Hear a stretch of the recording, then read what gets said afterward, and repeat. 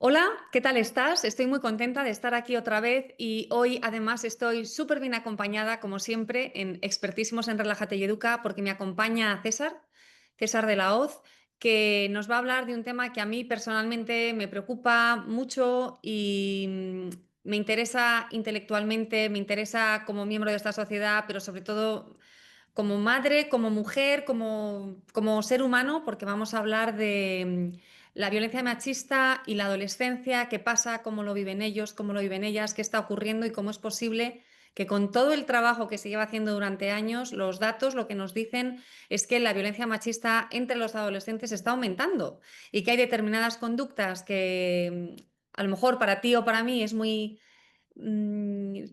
razonable pensar que no son adecuadas y en cambio los chavales consideran que sí, que son adecuadas o que son normales o que determinadas maneras de pensar y de sentir, pues que forman parte de una relación de pareja. Entonces los adultos estamos ahí que no entendemos nada y ellos están viviendo otra vida con otros valores, con otros criterios.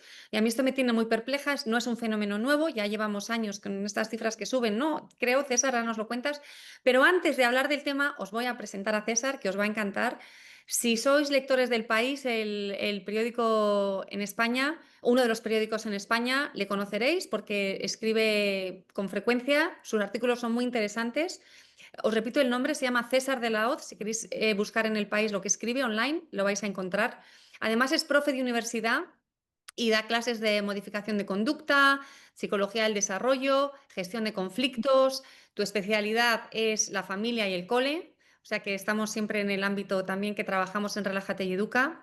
Eres coautor del libro Personalidad, Madurez Humana y Contexto Familiar.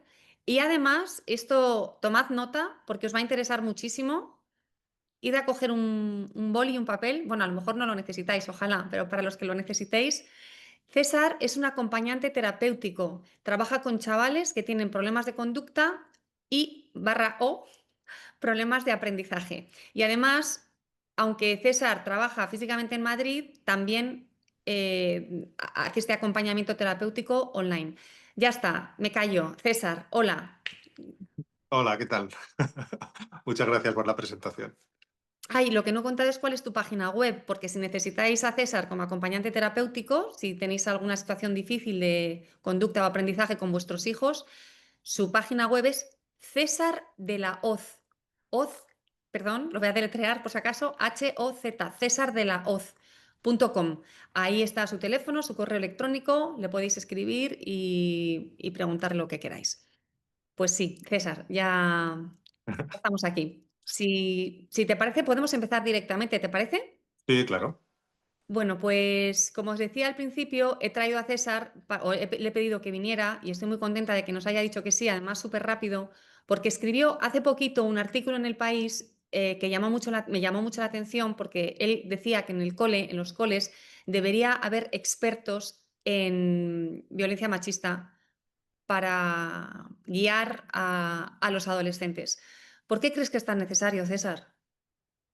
Bueno, pues siempre que, no, por ejemplo, cuando has hecho la presentación, cuando hablamos de alguien desde los 0 años hasta los 16 años que está en el cole, ¿no? Porque hace años nosotros entrábamos al cole a lo mejor a los 6, pero ya te escolarizas, el nivel de escolarización en España en los últimos años es casi del 100%, ¿no? Por decir así. Y además en edades tempranas, a partir de 3 años, 2 años, ¿no? Es también por encima del 90%, ¿no? Se matricula muy pronto, ¿no? Por conciliación laboral, por... Entonces, cuando tú te tiras 16 años en un sistema y ese sistema no te cubre algunas necesidades, por ejemplo esta, que es muy importante, por ejemplo otro tipo de violencia, como puede ser violencia entre iguales o bullying o acoso escolar, ¿no? Pues queda algo sin hacer, ¿no? Estamos muy centrados en que la escuela es un factor de socialización fundamental, ¿no? Familia, escuela y grupo de iguales, ¿no? Los tres, ahora también Internet, fundamental. Pero hay algunas patas que llevan muchos años sin, algunos ámbitos que llevan muchos años sin cubrirse, ¿no? Entonces hay países donde hay expertos en violencia, en bullying, por ejemplo, y aquí es muy difícil, ¿no? Encontrarlos. Yo he tenido la suerte de llevar o gestionar planes de convivencia o de acoso escolar en centros escolares que han apostado por eso, también a través de la Comunidad de Madrid en algunos coles, ¿no? Desde el punto de vista de lo público, pero no es algo habitual. Entonces toda esa parte es fundamental que se cubra desde muy pequeñitos, ¿no? Porque ahora hablamos, ¿no? Pero, por ejemplo, hay estereotipos de género a nivel de pareja que se han mantenido a lo largo de los años, que sigues escuchando las mismas frases, ¿no? que el amor para toda la vida, que hasta la muerte nos separe, por ejemplo, no pase lo que pase. Y todo eso, el sitio donde todo el mundo pasa en un país es la escuela, entonces se tiene que trabajar en la escuela, es que no hay otra. No se puede responsabilizar a la familia de esto, ¿eh? No sería injusto. No te oigo. Vaya, Sí, me ahora. había silenciado. Perdón. Nos estabas hablando de esos, esos ideales del amor romántico. Antes de, y sí me gustaría que nos contaras un poco por qué esa frase de te querré para siempre, el amor es para toda la vida hasta que la muerte nos separe, por qué pueden ser dañinas. Pero antes de eso, a mí me gustaría que nos dijeras, ¿cómo es posible que un adolescente esté siendo víctima de una situación con violencia machista y no se entere? ¿Qué está Pues pasando? mira, ahí, primero, porque está muy normalizado desde el punto de vista social, ¿no? O sea, si hablamos de la personalidad o de la conducta, ¿no? Del comportamiento en general, para no entrar en palabras así más técnicas, tú como persona, sin un contexto, no eres nada. Si tú estuvieras flotando en el espacio, pues no te enterarías de nada, no aprenderías nada, ¿no? Si no tienes ningún estímulo externo, pues el lenguaje se aprende escuchándolo, ¿no? Los colores los tienes que ver, ¿no? Entonces, tú normalmente estás en un contexto y no eres consciente de todos los aprendizajes que tienes y no te volverías loco, ¿no? Si cada vez que aprendes una cosa o haces una cosa lo tienes que pensar, no está mecanizada, ¿no? Pues levantarte por la mañana, ducharte, comer, ¿no? Sería una locura a nivel mental. Entonces, muchos de esos aprendizajes, digamos, inconscientes, cotidianos, están adquiridos y muchas veces no te das cuenta. Y te parecen normal o casi normal, ¿no? Entonces, hasta que no te dicen que eso no es normal, muchas veces no te das cuenta. Si tú estás acostumbrado a tener un jefe, por ir a otro ámbito, que continuamente te trata mal y de repente hablas con alguien que te dice que su jefe te trata bien, a lo mejor te parece el raro del otro, ¿no? Dices, ¿cómo va a tratar bien un jefe? ¿No? Entonces hay algo fundamental, es el contexto, ¿no? Y hay que cambiar ese contexto. A nivel macro es muy difícil porque socialmente es muy difícil, ¿no? Entre otras cosas porque a nivel político a veces es muy complicado que haya acuerdos que duren más de una legislatura, ¿no? Pero hay contextos donde sí se debe trabajar y se puede tener control, por ejemplo, un centro escolar, ¿no? Y cuando tú en el cole cuentas algo, sí empieza a haber conciencia y se pueden cambiar cosas, ¿no? Por eso es tan importante. No solamente que sea un eje transversal, que muchas veces a nivel legal se mantiene como un eje transversal la convivencia o la resolución de problemas, sino que directamente tenga un peso académico, incluso de 1 hora o 2 a la semana, ¿no? Por ejemplo, yo que trabajo en coles cosas de convivencia, yo a lo mejor puedo sacar 1 hora porque me permiten trabajar en un curso 1 hora, pero a lo mejor inglés son 8 horas, matemáticas 5 horas, o sea, mi impacto es pequeñísimo, ¿no? Una asignatura que tiene 20 horas al mes, por ejemplo, y yo tengo 4 o 5, porque tengo una a la semana, si hay excursión tengo 3, ¿no?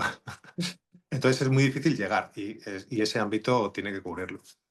¿Y cuáles son estas señales, cuáles son estos gestos de violencia machista que hoy en día una adolescente no reconoce? Y me imagino que el chaval tampoco reconocerá que está siendo, que es una agresión lo que hace. ¿Qué es lo que hacen ellos y qué es lo que reciben ellas que ninguno interpreta que eso es una violencia? Pues mira, tengo aquí un informe porque es interesante siempre ver datos. Hay un informe muy interesante, además que se puede descargar gratis en PDF, ¿no?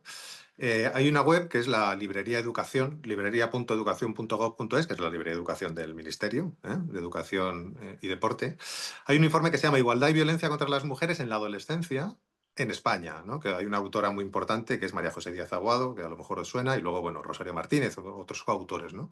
Y hablan de cosas, por ejemplo, las relaciones de pareja en la adolescencia suele ser el chico tener más años que la chica, ¿no? Y eso a veces puede generar relaciones de poder, ¿no? Porque estamos hablando a lo mejor de 2 años de diferencia en una etapa donde son muchos, ¿no? A nivel de la pubertad, ¿no? Por ejemplo, vivir violencia en casa, o que tu padre hable mal a tu madre en casa, lo puedes vivir como algo normal, ¿no? Que la mujer se tiene que adaptar continuamente.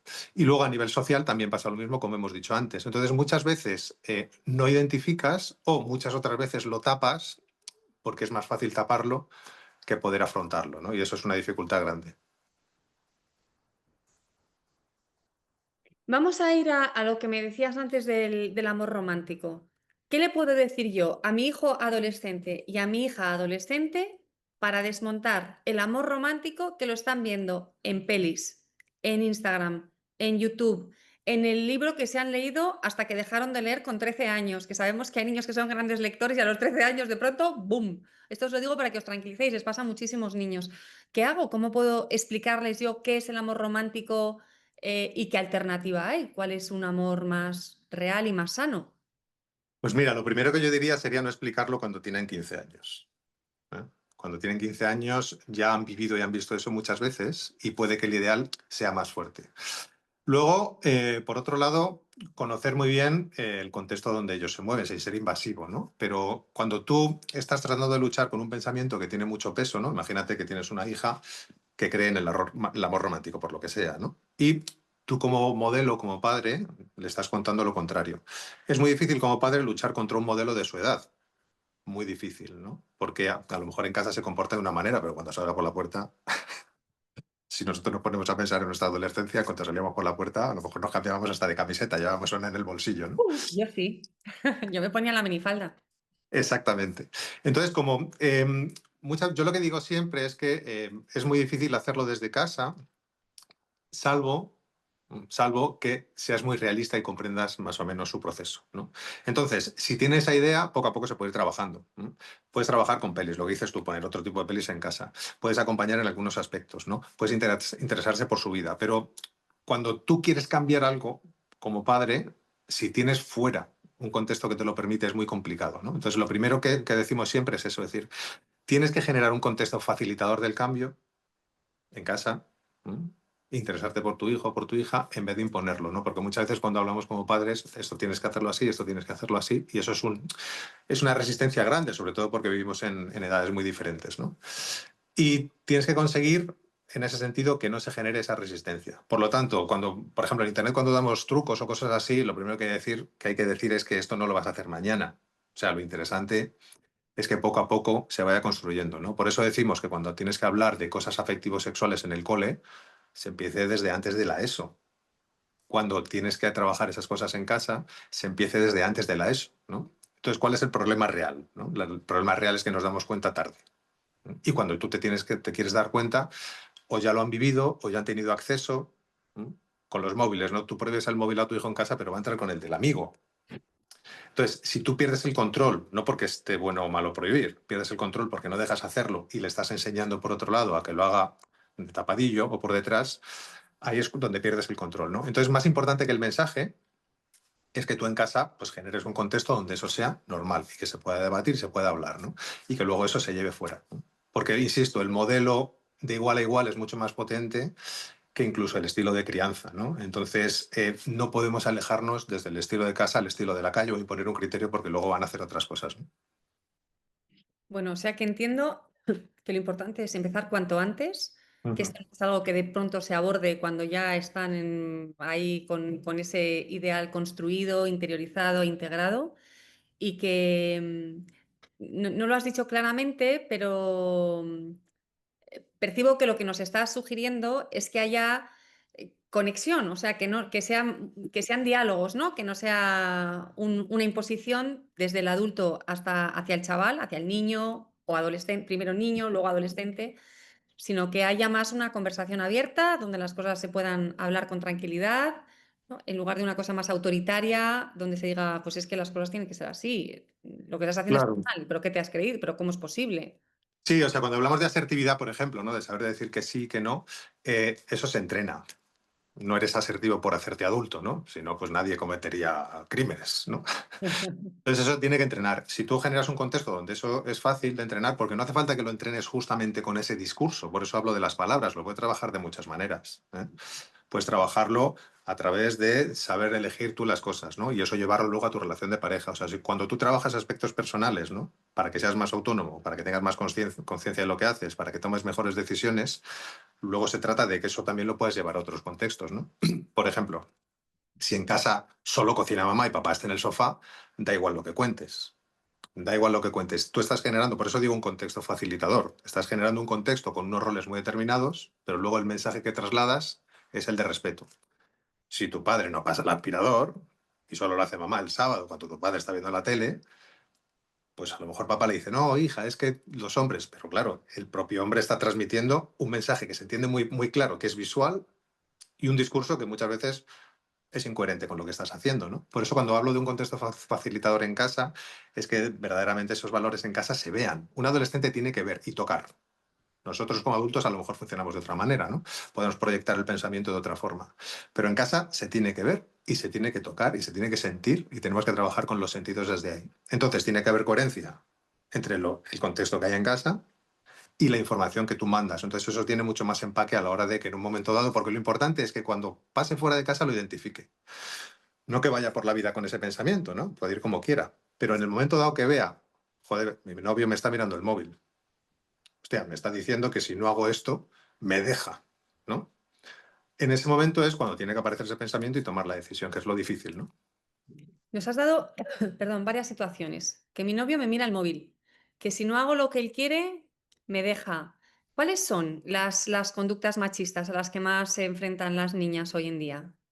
Bueno, sobre todo lo que tiene que ver con su contexto, ¿no? Entonces, los estereotipos se mantienen, que hay que romperlos en casa y en el cole fundamentalmente, ¿vale? Es difícil que se genere ese debate, permíteme la expresión, en un botellón, ¿no? Que a lo mejor sí, ojalá, ¿no? Ojalá hablaran de eso, ¿no? Con 18, 19 años, pero en esos dos contextos, ¿no? Entonces, por ejemplo, todo lo que son conductas de control, ¿m? En una edad temprana como la adolescencia son las que más se dan, ¿no? Luego hay que ver cuál es el siguiente paso, ¿no? Pero tú has dicho una cosa antes muy importante. Quien tiene que darse cuenta de que está ejerciendo conductas de control es el agresor o quien está ejerciendo esas conductas, ¿no? Entonces, entra ahora la otra parte. Imagínate, tu hija se da cuenta de eso, pero el otro no para. Y no le deja porque hay presión social o porque le quiere o por lo que sea, o porque está enamorada y tal, ¿no? Entonces, ¿qué pasa con quien está haciendo eso y no se está dando cuenta? O se está dando cuenta que está obteniendo un beneficio a través de los demás y sigue haciéndolo. ¿No? Por eso insisto. Claro. A mí esto me parece muy interesante porque siempre hablamos de la mujer, ¿no? Como Mm. receptora de esto, pero si no trabajamos también con los hombres, yo soy madre de un niño y dos niñas. Los tres son ya adolescentes. Y cuando yo pienso en esto, pienso en los tres. No puedo pensar solo en mis hijas para que se defiendan. Tengo que pensar en mi hijo para que tenga relaciones sanas y saludables. Y no solo pensando en proteger a sus parejas, sino en protegerle a él, porque yo personalmente pienso que una relación basada en el poder tiene que ser horrible para la persona para el que ejerce ese poder. Tiene que ser pobre, desagradable, con mucha tensión interna, mucha violencia.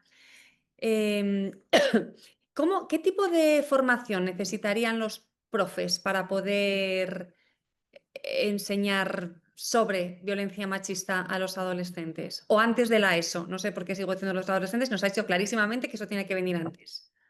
Pues mira, primero tienes que trabajar resolución de conflictos en general, todo el mundo. ¿Por qué? Porque tienes que enseñar a resolver conflictos de manera no violenta.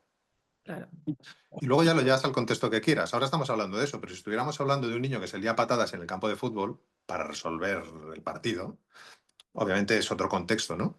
Pero no resuelve de manera no violenta o de manera asertiva o de manera pacífica, ¿no? Entonces, lo primero que hay que trabajar fundamental y se puede trabajar desde infantil, se puede perfectamente, desde que hay lenguaje, Hombre, claro. porque el lenguaje es fundamental en esto, ¿no? Por ejemplo, ¿cómo me hablo yo a mí mismo, ¿no? ¿Cómo se habla a sí mismo César Delaut sobre su mujer? Esto hay que pensarlo, ¿no? ¿Cómo se habla cualquier hombre sobre su mujer, ¿no? Si tú vas conduciendo al trabajo, que vas ahí escuchando la radio y pensando en tus cosas, porque tenemos que hablar de situaciones cotidianas, ¿no? Si tú haces esto todos los días durante una hora y durante esa hora tienes pensamientos negativos, tienes que hacer tu trabajito personal, ¿no? Más allá de lo que suceda. Por eso, cuando tú ves a chicos resolver cosas en un recreo, ves a pequeñas personas resolviendo cosas de manera agresiva muchas veces, ¿no? Está normalizado que el hombre sea más agresivo a la hora de resolver. Eso perfectamente se lleva a una relación de pareja si no está trabajado, ¿no? Por lo tanto, el primer contexto, antes de entrar a lo mejor en temas de género, que son muy chiquititos, ¿no? Es enseñar a resolver con todo el mundo conflictos de manera no violenta. Que puede ser un conflicto con el otro porque ha surgido una pelea, o puede ser que tú necesitas algo y que te sepas acercar al otro a través del lenguaje y respetando sus derechos. Y luego podemos llevarlo a diferentes situaciones, porque tienes que resolver diferentes situaciones, ¿no? Pero eso se lleva perfectamente en la relación de pareja. La mujer tiene que resolver las cosas hablando porque es mujer y el hombre puede resolver las cosas peleando porque es hombre, ¿no? Y esto está muy normalizado. Y si tú entras en el discurso de un adolescente, el discurso a la hora de resolver de un chico es mucho más violento, ¿no? Y luego pasa otra cosa, hay más conciencia social, que eso es bueno, ¿eh? Hay más conciencia social, que es muy bueno con respecto a a la violencia de género, pero ahora cuando hablemos de redes sociales, ha habido casos, y yo creo que en el artículo cuento uno, no me acuerdo bien, de una sesión de este tipo en un segundo de la ESO, en un cole en Madrid, que había unos cuantos chicos, un porcentaje, oye, de una clase de 20, de 5 o 6, ya es un porcentaje muy relevante, que decían que los heterosexuales estábamos discriminados por las mujeres y por los homosexuales. Los heterosexuales masculinos. Segundo de la ESO, un momento, son más o menos 14 años, ¿no? Sí, sí, Para la con 12 diferencia de salen de ciclo. primaria, con 12 salen de primaria, y un discurso que afianzado, o sea, con cierta emoción, ¿no? Esto es una injusticia, ¿no? Que, claro, decías, "Ah, bueno, venga, pues justifícamelo", porque muchas veces cuando pasa eso dices, eso está mal, eso no puedes decirlo, ¿no? Entonces ya generas el conflicto y se posicionan en su pensamiento, ¿no? No generas alternativas, que es lo que queremos, ¿no? O sea, para padres hay que generar alternativas en un conflicto porque tienes que enseñarle a pensar desde diferentes puntos de vista para Claro. luego elegir la mejor decisión, ¿no? Si hay una decisión solo es como la lotería, y como casi nunca toca la lotería, ¿sabes?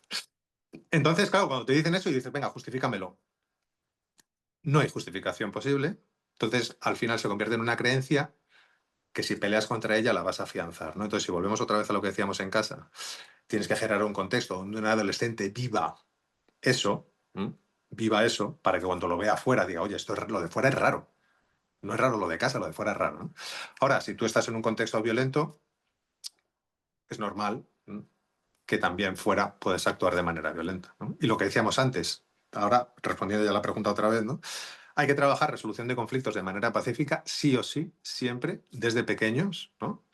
Y hay que ver también cuáles son las consecuencias de las conductas, por si tu consecuencia como educador, como padre es violento, a lo mejor estás reforzando la violencia, ¿no? O sea que tendríamos podcast para mucho rato hablando La de verdad todo es que sí. La verdad es que sí, porque si tú te portas mal y yo te castigo, o te pongo en la última fila o te pego 5 esto. gritos. Claro, o sea, reforzar y castigar son cosas normales, ¿no? O sea, porque cuando hablamos de conducta, ¿no? Reforzar una conducta es que la conducta se mantenga y castigar una conducta es que la conducta se elimine, ¿no? Ahora, entendemos el castigo como violento, ¿no? O sea, lo que no puede ser es que pegues, ¿no? Para que una conducta desaparezca, ¿no? Si el castigo, digamos, como lo entendemos de manera cotidiana, tuviera labor educativa, pues en la cárcel no habría nadie, nadie reincidiría, ¿no? Entonces, sí es cierto que hablar de castigo desde el punto de vista técnico es reducir una conducta, ¿m? No hacer algo malo o algo desagradable para reducirla, pero sí es cierto que desde un punto de vista normal, social, coloquial, no nuestro, no es educativo. Un castigo desde el punto de vista de dar algo desagradable, ¿no? Castigar, sacar, ¿no? Porque sino que tenemos que buscar alternativas, ¿no? Lo habitual es reforzar mucho las conductas adecuadas, ¿no? Cuando haga algo bien, reforzar, cuando haga algo bien, reforzar y trabajar desde ahí. Y todas las familias saben que, bueno, que hay gente que le cuesta muchos años, ¿no? Que a veces lo aprende con 18 y con 14, entonces, bueno, hay que estar ahí. César, vamos a hablar de redes sociales. Cuéntame, ¿qué función juegan las redes sociales, tanto como elemento educativo, que está educando, lo que tú decías, ¿no? Los homosexuales y las mujeres nos están discriminando a los heterosexuales. Ahí las redes sociales tienen es una fuerza educativa, ideológica, brutal. Y Total. además como vehículo para ejercer la violencia machista. Sí, o sea, lo de las redes sociales es, o sea, no podemos evitarlas, ¿no? Exacto. Podemos estar más de acuerdo o no, el debate es muy amplio, ¿no? Como cualquier ámbito, hay factores de riesgo y de protección. En la familia hay factores de riesgo y de protección, en el colegio también, en el deporte, ¿no? Y tenemos que saber medirlos, ¿no? Em, ¿Cómo cuantificamos el buen o el mal uso de una red social, ¿no? Porque muchas veces ahora con la infancia lo cuantificamos en número de horas, ¿no? Tú vas al pediatra o hablas conmigo, ¿no? Y bueno, pues una hora al día está bien. Entonces ya como padre te quedas tranquilo, le dejas una hora al día y chimpún, ¿no? Imagínate que dentro de 2 años, pues cambian los expertos y dicen, no, 2 horas al día está bien. Ah, pues chico, a ver la tele 2 horas, ¿no? O te dicen media. Entonces, la forma de medir esto es muy compleja, ¿no? O a qué edad damos un móvil. A los 14, a los 16, ¿en base a qué, no? Tenemos que saber en base a qué medimos esas cosas, ¿no? Y ahora es un debate que es muy interesante porque hay mucha preocupación, ¿no? Pero, por ejemplo, en adolescentes hay algún estudio muy interesante por ahí que dice que las redes sociales pueden ayudar a manejar estrés o ansiedad si tú haces un buen uso y te relacionas por WhatsApp o por Facebook o por Instagram con alguien de confianza, ¿no? Entonces, eso es muy interesante, ¿no? Por ejemplo, antes de un examen, que un alumno, voy a decir una cosa que a lo mejor me crucifican, pero pueda mandar un WhatsApp a alguien y, "Ah, venga, me hago el examen", ¿no? Eso, claro, hay que manejarlo en un contexto educativo, ¿no? O sea, que es difícil, pero para que veamos la historia, ¿no? Otra cosa es que tú cojas un móvil y estés 5 horas en un sofá sin hacer otras cosas, ¿no? Entonces, por un lado es muy difícil de cuantificar y me gustaría decir a los padres tranquilamente que no se sientan culpables por eso, que no pasa nada, ¿eh? Hay que saberlo manejar en casa, ¿eh? Como todas, como otras cosas también, ¿no? Pues como la alimentación, que es fundamental, que ahora además es muy interesante, ¿no? Es otro debate interesante. Pero por un lado es un factor de protección, ¿no? Yo en mi época, para llamar a mi mujer, que ahora mi mujer está por ahí arriba, y antes era mi novia, pues yo usaba el teléfono de cable. Hombre, claro. Y si hablaba yo por teléfono no había internet, no podía hablar otra persona, no había móviles, ¿no? Entonces, solamente, volvemos otra vez al contexto. Ese contexto era un control absoluto porque una cosa a la vez, ¿no? O sea, yo, cuando al principio, habrá gente que esto le suene al siglo pasado, porque además es el siglo pasado, Así obviamente. lo pasa. Al siglo pasado. Pero tú llamabas por teléfono y no podía haber ADSL. Colgabas y entonces sí te podías conectar a internet, ¿no? Entonces, al final, ¿qué pasa? Que tiene que haber mecanismos de control. ¿Puede tener un móvil? Pues sí, pero tienes que caparlo. A esta web no puede entrar, a esta web tampoco. O que tú lo supervises y que en tu casa sea normal que supervises algunas cosas dentro del móvil, ¿no? Es muy raro que alguien con 16, 17 años, que es la época en la que estamos hablando ya de entender bien lo que es la violencia de género, ¿no? Porque antes a lo mejor cuesta un poco, haya un móvil y que no tener móvil sea raro, ¿no? Entonces, si tú eso vas trabajándolo, cuando en casa haces cosas, ¿eh? En el cole se trabaja aprendizaje basado en proyectos, aprendizaje cooperativo, ¿no? Aparte de lo académico, ¿qué es lo importante de eso? Que tú trabajas con diferentes perfiles, ¿no? Y te acostumbras a trabajar pues, con un chico español o con un chico de Europa o con un chico de Estados Unidos o donde sea, y con chicas, y todo el mundo tiene el mismo peso en ese trabajo, ¿no? Entonces, más allá de lo que tú compartas a nivel académico, tú lo que tienes que trabajar es todo eso, por eso es muy interesante. Ahora, llegas a casa, insisto, y no hay esa cooperación en casa, porque están los roles definidos. Porque no nos sentamos a hablar y no hacemos un calendario de quién hace la lavadora o quién hace la cena. Dos contextos que no tienen relación entre sí. ¿Cuál es más importante para un adolescente? El que está fuera de casa, porque si no, no socializa, ¿vale? Entonces, tenemos que saber desde casa adaptarnos a eso. No tratar de cambiar lo que hay fuera, porque es imposible, ¿no? Entonces, al final, es mucho lo mismo, ¿no? Y lo que pasa es que, bueno, cuando vienes de trabajar, pues cansa limpiar y poner la lavadora, pero hay que ponerla. Yo creo que cansa más cuando no has salido de casa y llevas todo el día en lo doméstico. Exactamente. Porque Y lo doméstico aparte, es claustrofóbico, es insatisfactorio, es una rueda. No, el trabajo de fuera muchas veces es cansado, pero genera energía, te expone, puedes tener reconocimiento externo. El trabajo doméstico no tienes reconocimiento, te quita energía, no hay mucha satisfacción. Hoy cocinas y mañana tengo que cocinar también, al día siguiente también, haces las camas y se deshacen. Entonces, yo esto lo digo exactamente. para los que estéis por ahí, es que es muy cansado trabajar fuera de casa, pero estar todo el día dentro de casa es muchísimo más Claro. difícil en Es general. que el discurso, ¿no? Y por eso lo he dicho, es que cuando tú llegas a casa y solo piensas en que tú eres el que, al final el pensamiento se mantiene de esa manera. Tú estás Sí. reforzando un pensamiento o estás autorreforzando, por decir el pensamiento sin contrastarlo con nadie. Y luego tú vas con tus amigos a tomar algo y afianzas ese pensamiento.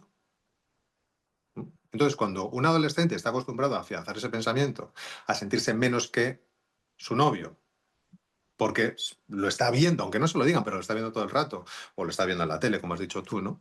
Pues esa conducta es muy difícil de cambiar porque está muy reforzada. Por ejemplo, hace unos años, para un proyecto que me acabo de acordar, un amigo y yo, un colega que es psicólogo y trabaja en intervención familiar, estábamos pensando en poner en marcha un proyecto, entonces hicimos una encuesta a un montón de gente, tanto pues, cercanos como por mail, ¿no? Entonces nos respondieron a muchas preguntas, ¿no? Y una de las preguntas era ¿cómo resuelves habitualmente los conflictos en casa? ¿No? Hubo un porcentaje muy alto, y muy alto es muy alto, sorprendentemente alto, de hombres, varones de más de 40 o por ahí en esa franja de edad, que decían, independientemente de la clase social, estamos hablando de profesiones de todo tipo, ¿no? Que decían que para resolver los conflictos, dos puntos, abro comillas, me bajo al bar Cierro comillas. Amaya, esto es una encuesta que pasamos nosotros respondida por un montón de gente, ¿no? Entonces, claro, si yo para resolver un conflicto me bajo al bar, ¿cómo subo del bar? Ya para terminar la... No, entonces yo subo del bar y claro, yo tengo la razón, ¿no? Y digo la palabra bar, porque es que en España es raro no va a dar 20 pasos sin encontrarte con un bar, ¿no? O sea que te lo ponen, se lo ponen fácil también, ¿no? Y fue un dato ya, ¿no? que nos llamó mucho la atención, porque claro, estamos hablando, ¿por qué un adolescente piensa como piensa? ¿Qué es lo que ve? ¿No? ¿Qué es lo que ve en la tele? Por ejemplo, Pacto de Estado sobre la violencia de género, ¿no? Hay una investigadora de la Universidad de Barcelona que se llama Noemi Pereda, ¿m?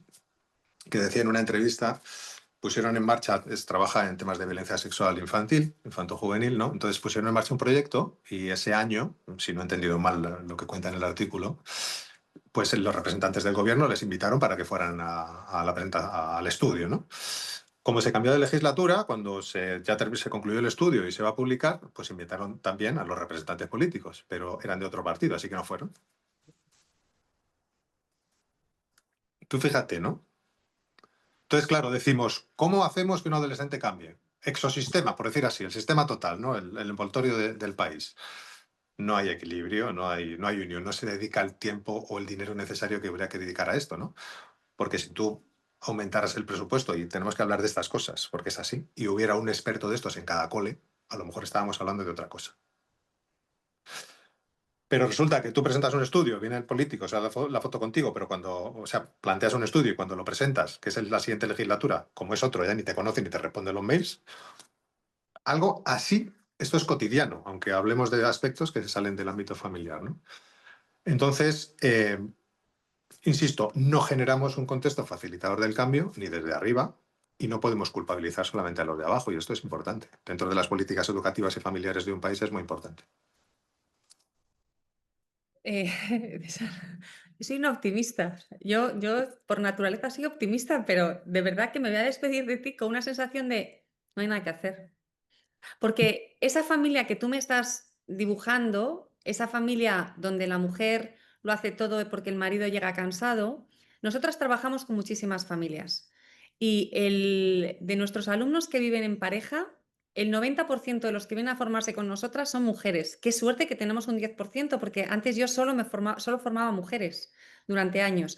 Ahora vienen hombres solos y vienen parejas. Pero cuando viene solo uno de ellos, el 90 no, qué mentira tan gorda. El 98% son solo mujeres. Y de estas mujeres, muchas están en esa situación, donde el marido sigue un modelo muy alejado del modelo que ella quisiera. Y yo lo que veo es que no hay un puente, porque uno de los dos no quiere que se construya este puente. Y ocurre tanto y tantas veces, entonces, en efecto, el mensaje que esta madre les puede dar a sus hijos se desvirtúa en la realidad que tienen todos los días en casa. Y desgraciadamente ocurre demasiado. También a la vez hay muchísima gente que no tiene modelos así, afortunadamente, ¿no? Que tiene modelos igualitarios donde los conflictos bueno, no lo sé. Mucha gente, por lo que tú nos cuentas, se resuelven los Sí, conflictos bajando sí, al mar. pero lo que te decía antes, ¿no? Sí es cierto que cuando hablamos de esto, ¿no?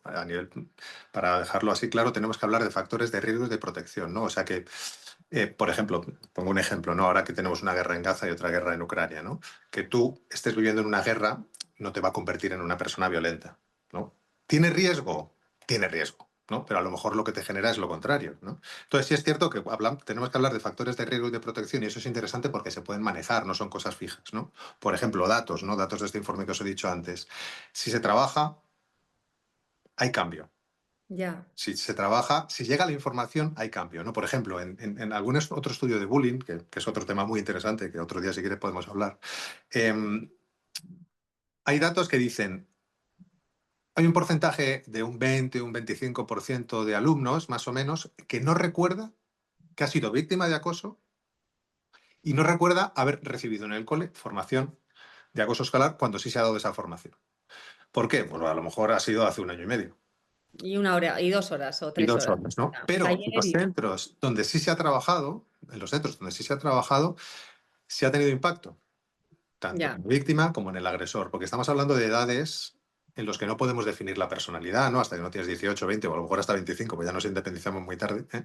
Pero hasta que no está definida, digamos, la personalidad, que al final la personalidad no es una cosa estable, estamos acostumbrados a definirlo como algo estable, pero tenemos nuestros altibajos, ¿no? Tienes una tendencia, obviamente, pues más alegre, más triste, más extrovertido, más intro, ¿no? Pero no es estable, ¿no? Entonces, cuando hablamos de la adolescencia o la infancia, estamos todavía en la prevención. ¿No? Estamos en la prevención y se puede trabajar. Por eso es importante, ¿no? Empezar desde pronto y también dar ejemplo desde pronto, ¿no? Para que, sobre todo, lo importante es, y cuando yo trabajo, ¿no? Que en el momento se identifique y a partir de ahí se tome la decisión, ¿no? Porque si empiezas a normalizar eso, luego es muy difícil salir. Es muy difícil salir, ¿no? Incluso te puedes sentir hasta cómodo ahí porque, bueno, no tengo que hacerle esfuerzo, ¿no? Cuando hablas de una depresión, ¿no? Oye, ¿por qué se mantiene la depresión? Pues hacen la comida, le dejan estar en la cama, no sale a dar una vuelta, pues está reforzando que no haya cambio, ¿no? Y luego hay otra cosa muy importante. No se puede culpar a la víctima, no se puede decir es que ella es así. Esto es muy importante. ¿No? No puedes decir como padre es que mi hija es así, o como profe es que ella es así, o es que él es así, porque al final lo que le estás poniendo encima es que no puede cambiar. Claro. Entonces hay muchas cosas que decimos que parecen fáciles, pero luego son difíciles de hacer y hay que entrenarlas, insisto. Hay que dar clase de asertividad como previo a evitar la violencia en el contexto que sea. Hay que dar clase de resolución de conflictos como previo a evitar la violencia en el contexto que sea. Hay que dar clase de comunicar y tener confianza con otros, porque la única manera, y esto ya, ya por no sé cuántos años de experiencia, la única manera, perdón, muchas veces de identificar es que venga alguien y te lo diga, ¿no? Hay en coles que se enteran antes de un maltrato los grupos de padres de WhatsApp que tú como profesional. Ya. Porque va el niño y dice, oh, lo que le han hecho a no sé quién, y ya la madre lo pone en WhatsApp y de repente te llega, entonces se te queda una cara, ¿no? Entonces, si no generas, insisto, ese contexto en casa o en el cole, no puede ser, ¿no?